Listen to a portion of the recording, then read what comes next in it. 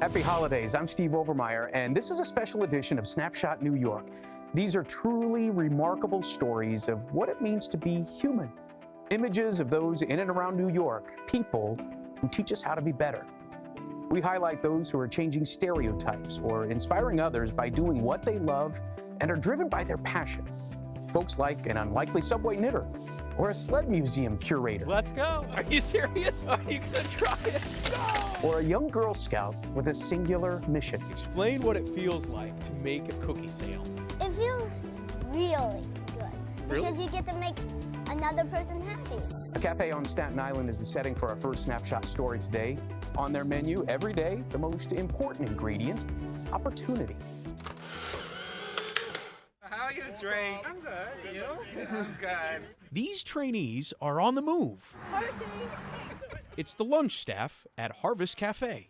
I think this place is 2 thumbs up because this place is so rocking. Harvest Cafe is part of a nonprofit helping people with developmental disabilities. I went on your vinaigrette. All right, great. Thanks, George. You're welcome. Working alongside their able-bodied counterparts and educators, these trainees are given a chance few workspaces offer. I'm cutting the scallions so the chef can prepare this for the meal on Friday night. Just like any other employee, when their role matches their skill, they thrive. 5 salads, sweet potato fries, tater tots, and onion rings.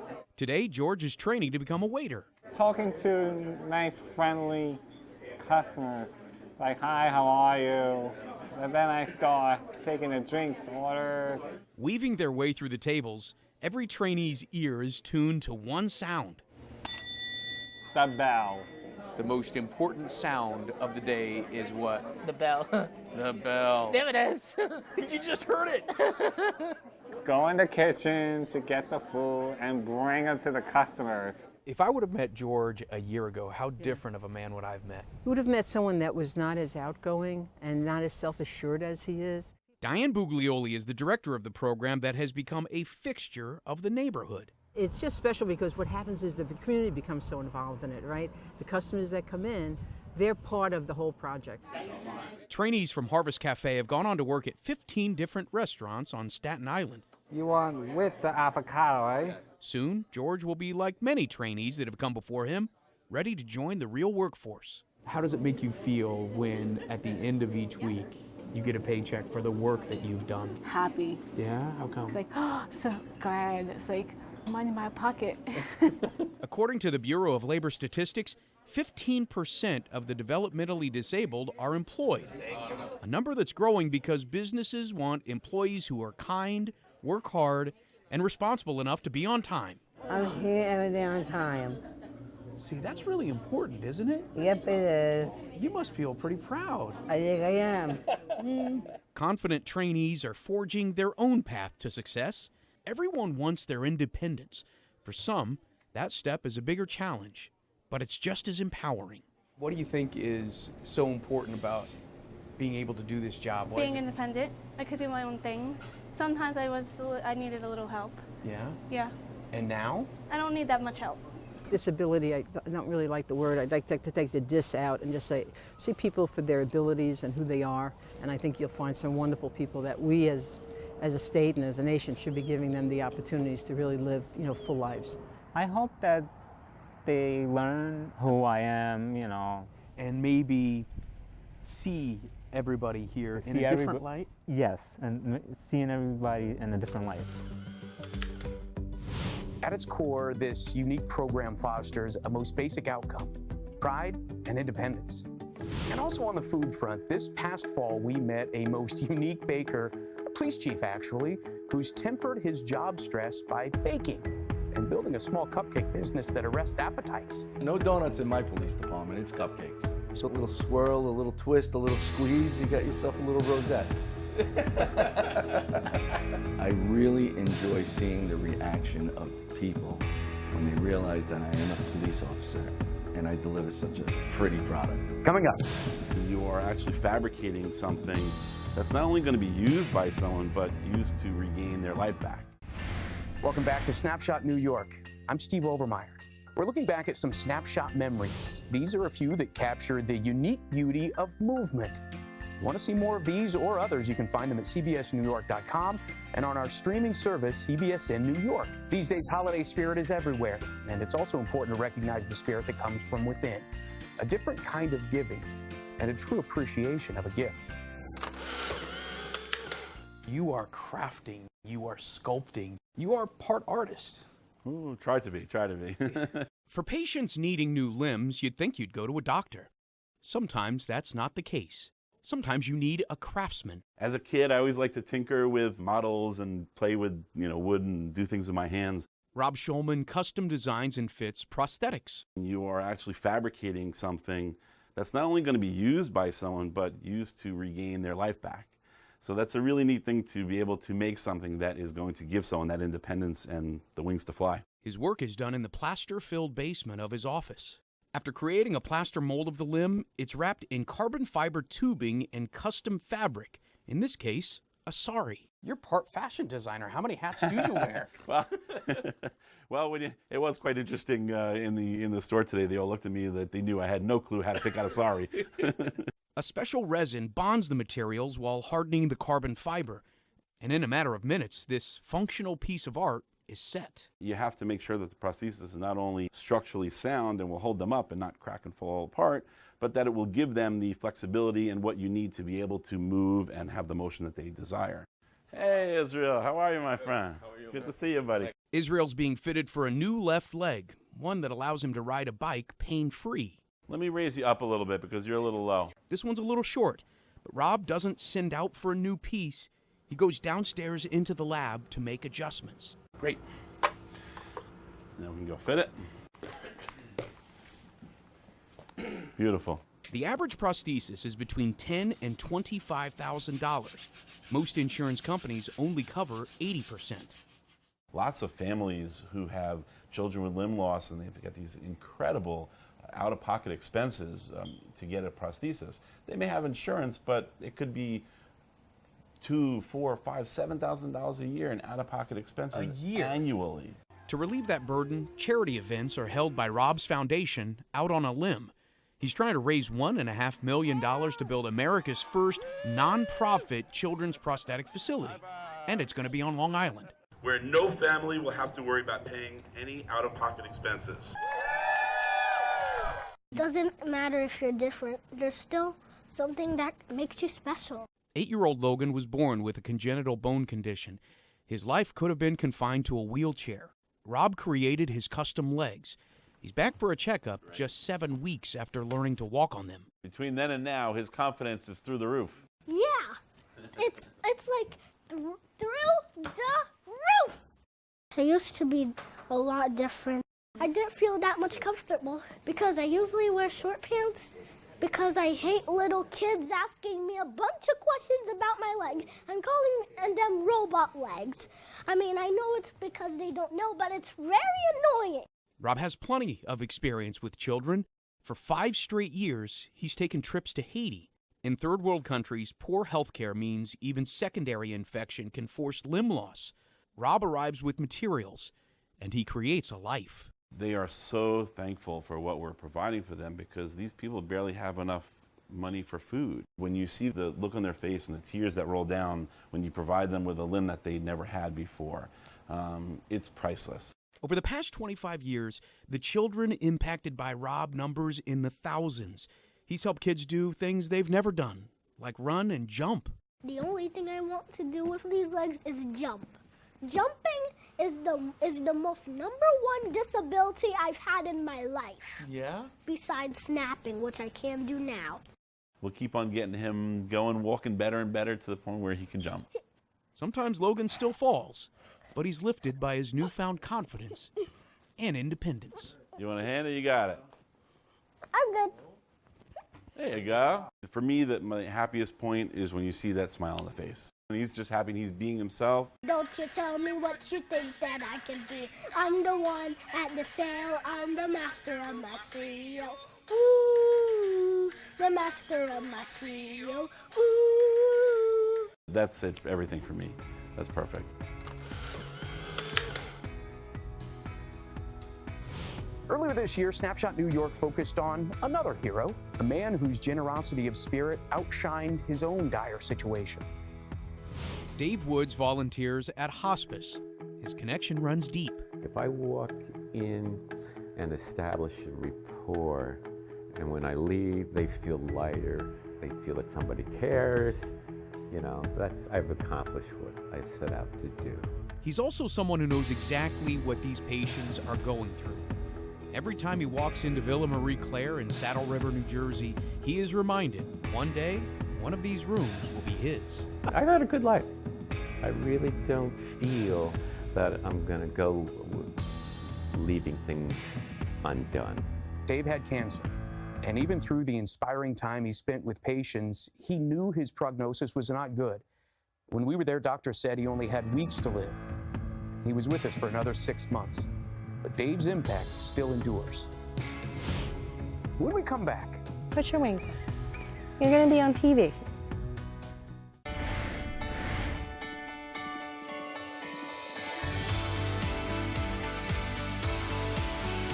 She's got 4 wings, 6 legs, 5 eyes. Her entire body is covered in hair, including her eyes.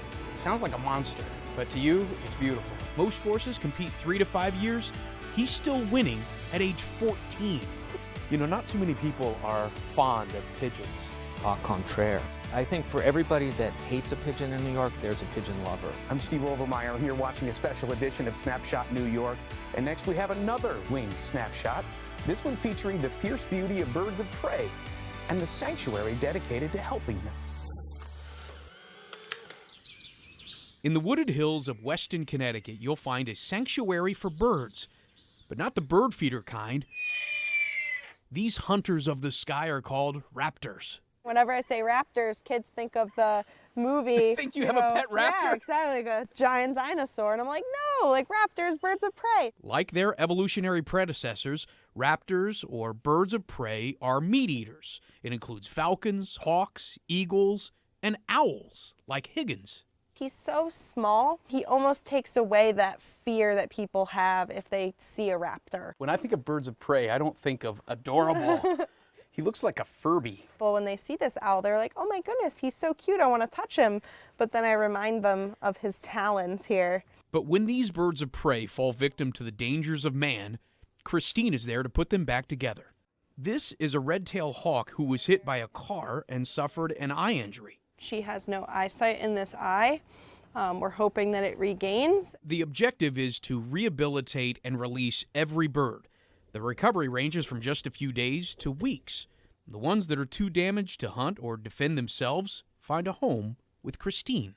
Believe it or not, I used to be afraid of birds. I think birds have just always been something that fascinated me. Go ahead, forward. Good girl. Christine has a special relationship with these birds. She talks with them. Step up. And they talk back. Certain birds I feel like do have a connection with me, but not something that's like magical or spiritual. I think it's more so that that bird is so comfortable with me that it starts to view me as just another one of its own. Okay, would you stop? Put your wings up. You're gonna be on TV. At the age of 18, she became a trained wildlife rehabilitator. Her home has become an aviary. This year, she'll care for more than 100 birds, including birds who don't know they're birds. He was being played with by people during the first couple hours of his life, and in his brain, he imprinted to people, meaning he thinks he's a person. So, I mean, at this point now, he thinks you're his girlfriend. Yeah, exactly, and honestly, he'll be with me for life. It's a good thing that he wouldn't be set out in the wild, right? Well, he'd walk up to anyone that's in the woods and, probably think they're his friend. He would actually walk right into the oven. Exactly. She trains some to help educate the public. And the star of the show is a 5-year-old bald eagle named Aurora. And Christine can translate eagle.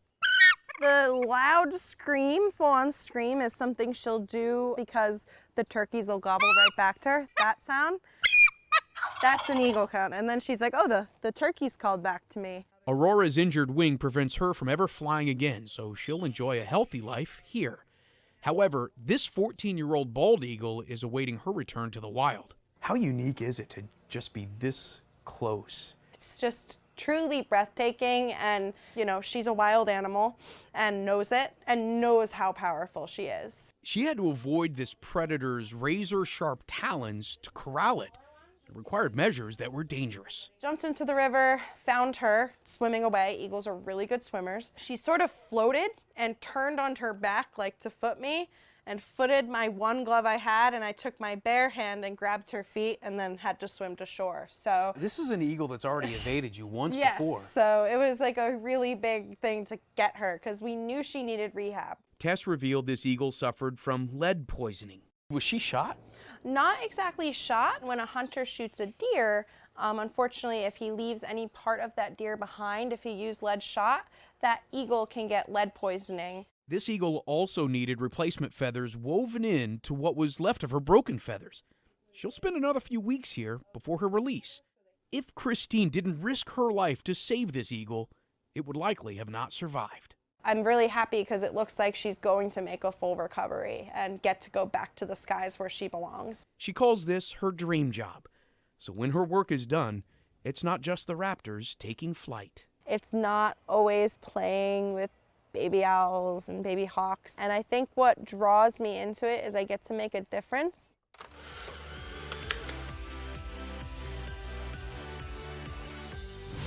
Snapshots featuring animals and their human keepers are natural, capturing that unique relationship, like Papa Louie with his horses. So the secret sauce is you got to give him a little candy. Yeah, only this kind. They don't eat any other kind. Oh, the peppermint. Peppermint. Any other kind of sweet, they put it out. We'll be right back. Welcome back to Snapshot New York. You know, with the hustle of the holiday all around us, it's important to take time to appreciate family. A short trip north of Manhattan, you'll find a train ride that takes you to the frigid North Pole and at the same time warms the spirit. Conductor 1, train crew, let's get everyone on board at this time. The final checks are being done on an old steam engine. I have the best job in the world. I get to play with trains. Kevin Dodd is an engineer with the Valley Railroad Company in Essex, Connecticut. It's home to some of the oldest and most accurately restored steam engines in the United States, some nearly 100 years old. My mom used to say that I was born out of time, that I should have lived in the 1890s, 1900s, when horse and buggies and ferrous oxide equus roamed the earth. The iron horse. The iron horse. They're like a fire-breathing dinosaur. The steam engine just speaks of Americana. And it is Americana, and that is what people come here to see what America was like in 1920 and 1930. And that's what we try to bring them as much as we can. We live in an era of quiet, compact transportation. The locomotive takes us back to a day none of that was required. It runs on coal, burning 60 pounds per mile. You started off as a guy shoveling coal into the engine, and now you're the president of the railroad. I liken what I do to an orchestra. I hold the baton and I lead, but the people here make the music. These century-old cars full of laughing children are whisked away on the North Pole Express, where they meet a special guest. Santa! Santa! Merry Christmas! Everybody, Santa is here! What's it like when you see the smiles on these kids' faces? Oh my gosh, I have to tell you, that is the payoff for what we do. Seeing the kids, keeping the traditions alive. Donning pajamas and smiles. All it takes is some hot chocolate and a few cookies to keep them warm. One of the jokes is we're going to give them sugar and cookies and send them on their way home. Yeah, how fun is that? Leave them on a sugar high with their parents at this point. Absolutely, that's what we do. We're like grandparents. Whether it's the characters or the sight of these symbols of yesteryear, everyone feels like a child. It's a child's dream. Look at this. It's amazing. It's real cold. I'm in such awe. I have tears in my eyes. We're going to get some dirty fingers. You can put a piece of coal in their stockings. You ask about the smiles, it's not just the kids, it's everybody. And the interaction, it doesn't get any better than that. A sense of holiday spirit, the holiday magic that is Santa Claus, family time, the family values. We want them to put down the cell phones, enjoy each other's company, and embrace the holiday. The beauty of snapshots. They let you relive memorable moments again and again. We hope you've enjoyed sharing some of ours today. You can see more at cbsnewyork.com and on our streaming service, CBSN New York. From all of us here, happy holidays.